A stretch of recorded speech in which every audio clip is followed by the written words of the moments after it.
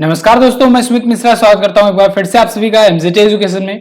दोस्तों, क्या हामिद अंसारी जो कि भारत के पूर्व उपराष्ट्रपति थे, इन्होंने खुफिया जानकारियां शेयर की राष्ट्रीय हित में। इन्होंने एक बड़ा खिलवाड़ किया था अपने टाइम पर।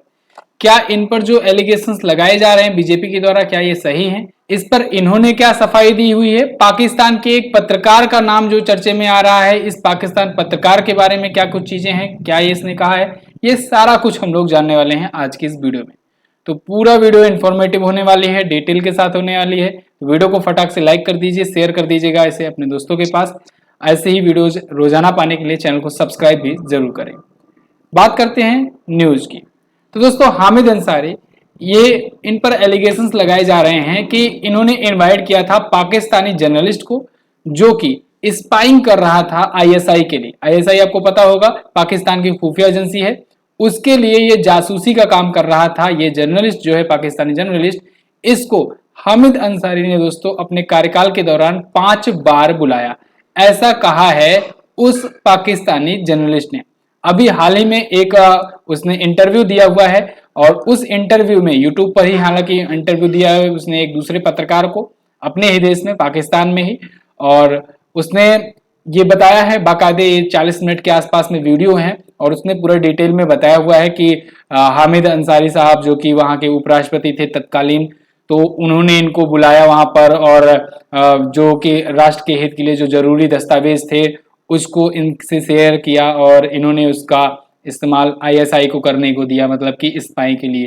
तो ये साफ साफ तौर पर कर रहा है और कह रहा है। और इस बात को लेकर के, इस पत्रकार के रेफरेंस को लेकर के बीजेपी के लीडर्स जो हैं वो लगातार अटैकिंग मोड पे आ चुके हैं हामिद अंसारी पर। हामिद अंसारी पर वो कह रहे हैं कि ये राष्ट्रहित से खिलवाड़ किए। इनको ईरान के राजदूत रहते टाइम पर भी एलिगेशंस लगाए गए थे। इसके बावजूद दोस्तों इनको उपराष्ट्रपति बनाया गया। तो क्यों बनाया गया? क्या इनको इतना जो सम्मान दिया गया उसका ये यही खामियाजा लौटा रहे हैं हामिद अंसारी साहब? ये तो कहना है बीजेपी के जो मतलब लीडर्स हैं उनका। अब इस मुद्दे पर हामिद अंसारी साहब का क्या कहना है, क्योंकि इनका भी ओपिनियन जेन्युइन बात है, इनको भी सुना जाना चाहिए ही। तो इन्होंने इन सब चीजों को बिल्कुल फालसूट बताया है, बिल्कुल बताया है कि ये बेबुनियाद है और ऐसा कुछ नहीं हुआ है। मैं उस पत्रकार को जानता तक नहीं। क्या कुछ है पूरा मामला हम लोग जानेंगे डिटेल में और आगे, लेकिन उससे पहले मैं आपको एक क्वेश्चन आपसे पूछना चाहूंगा। आप मुझे कमेंट करके बता दीजिए, हामिद अंसारी भारत के कौन से में उपराष्ट्रपति थे? ठीक है, ये आपके ऑप्शन है। वीडियो को इन तक देखते रहिए, आपको इसका आंसर भी दे दूंगा।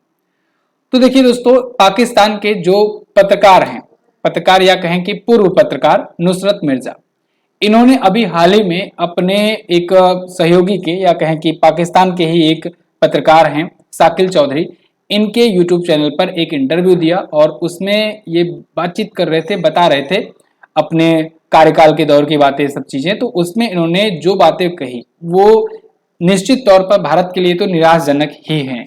कारण ये है कि ये पाकिस्तानी पत्रकार दोस्तों ये बोला कि ये 2007 से 2010 के बीच में, 2007 से 2010 के बीच में 5 बार भारत बुलाया गया।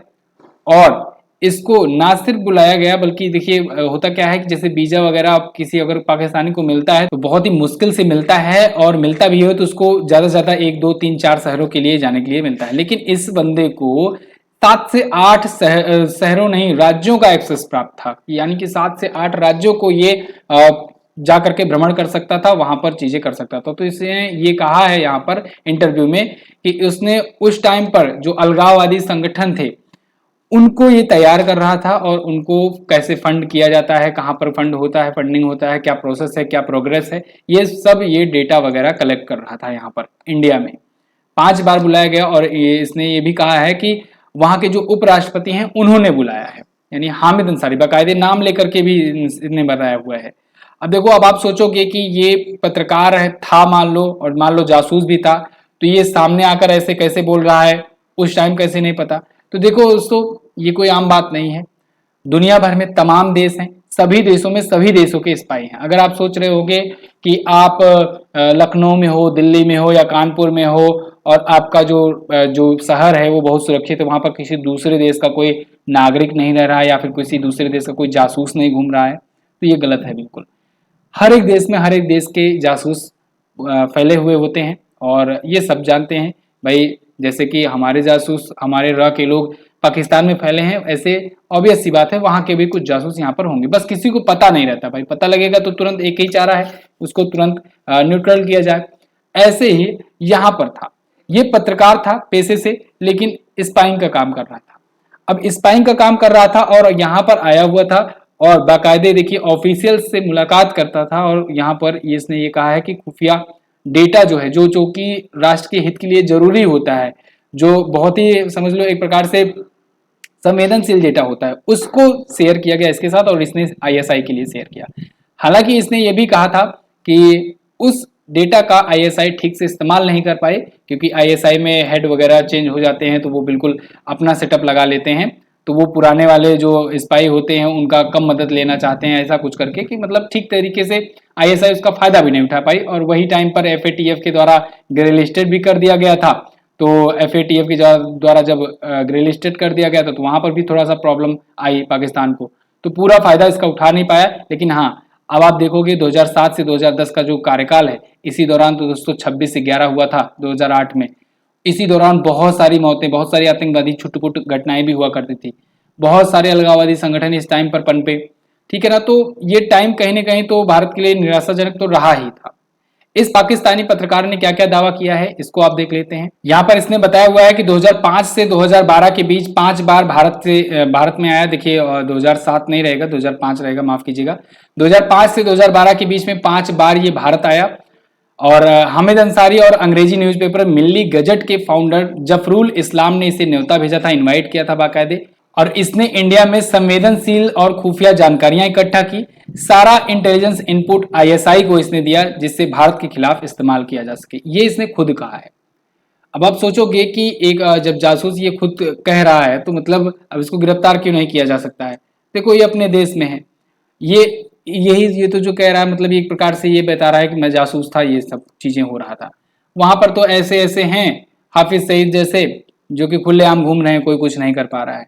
और जासूस जो होते हैं, जैसे कि मान लो कि जासूस था कोई और जिस टाइम पर जो काम किया, अब रिटायरमेंट ले लिया, तो अब उसके बारे में बात कह रहा है, तो अब वो उसको मतलब उस पर कोई एक्शन नहीं लेता है कोई, मतलब हाँ ठीक है सुरक्षा तो रहता ही है।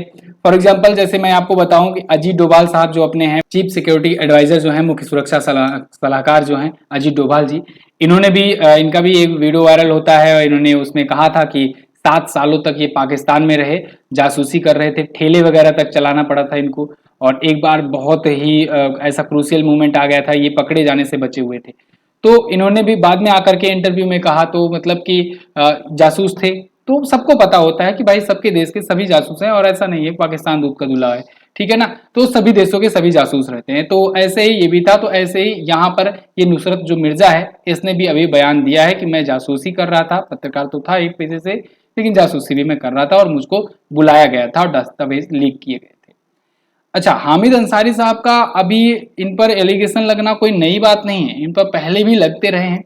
एक बार क्या हुआ था कि रॉ के रिसर्च एनालिसिस एंड विंग के जो पूर्व अधिकारी हैं एक एनके सूद, इन्होंने 2019 में एक ट्वीट करके जानकारी दी थी। 28 जून 2019 को इन्होंने ट्वीट किया था कि I was in Tehran Iran and Hamid Ansari was ambassador in Tehran. ये तेहरान में थे। रॉ के रिसर्च एनालिसिस एंड विंग आप जानते ही हो, भारत की विदेशी मामलों के लिए खुफिया एजेंसी है। तो ये तेहरान में थे, रॉ के अधिकारी थे, और हामिद अंसारी साहब उस टाइम पर दोस्तों ये एम्बेसडर थे, राजदूत थे ईरान में भारत के। Ansari had played a crucial role in exposing रॉ सेटअप इन तेहरान। इन्होंने आगे कहा कि हामिद अंसारी जो हैं ये क्रूशियल रोल प्ले किए थे एक्सपोजिंग रॉ सेटअप, ईरान में जो रॉ का सेटअप था, यानी कि कहां कहां पर कौन सा जासूस है, किस चीज के लिए काम कर रहा है, कहां कहां पर रह रहा है, कौन कौन है रॉ का जासूस है, इसको एक्सपोज करने में इन्होंने अहम भूमिका निभाई हुई थी। अब देखो किसी रॉ के एजेंट को, किसी खुफिया एजेंट को किसी देश में अगर एक्सपोज कर दिया जाए, पहचानवा दिया जाए कि ये रॉ का एजेंट है, वहां के देश वाले ही नहीं बाकी भी देशों के लोग जो पीछे पड़े रहते हैं वो पक्का उसको मौका पाते ही मारने की कोशिश करेंगे। तो यहाँ पर इन्होंने बताया कि रॉ के पूरे सेटअप को एक्सपोज करवा दिया था इन्होंने, हामिद अंसारी ने, और रॉ के यूनिट को इन्होंने खतरे में डाल दिया था। और उसके बाद इन्होंने ये भी कहा कि this man was made vice president for 2 consecutive terms, 2 बार लगातार ये आदमी वाइस प्रेसिडेंट बना दिया जाता है। तो इसको लेकर के 2019 में इन्होंने ट्वीट किया था और ये ट्वीट अब खूब वायरल हो रहा है। लेकिन अब ये तो था एक पक्ष की बात। अब बात करते हैं हामिद अंसारी जी की। ये हामिद अंसारी जी ने इसको लेकर के क्या कहा। इन्होंने सबसे पहले तो ये सारा चीज खारिज कर दिया सिरे से। नेवर मेट हिम, इन्होंने ये कहा है कि हम कभी नहीं मिले हैं, ठीक है, उस पत्रकार से, पाकिस्तानी जो स्पाई कहा जा रहा है उससे हम कभी नहीं मिले हुए हैं। और हाँ, जब वो बुलाया गया जब तो वो यूपीए गवर्नमेंट के थ्रू बुलाया गया था, मतलब गवर्नमेंट का होता है, प्रोसेस होता है, मिनिस्ट्री ऑफ एक्सटर्नल अफेयर्स का होता है, सिलेक्ट किए जाते हैं पत्रकार, उनके द्वारा इनवाइट किया जाता है, उसमें उपराष्ट्रपति का कोई काम नहीं होता है।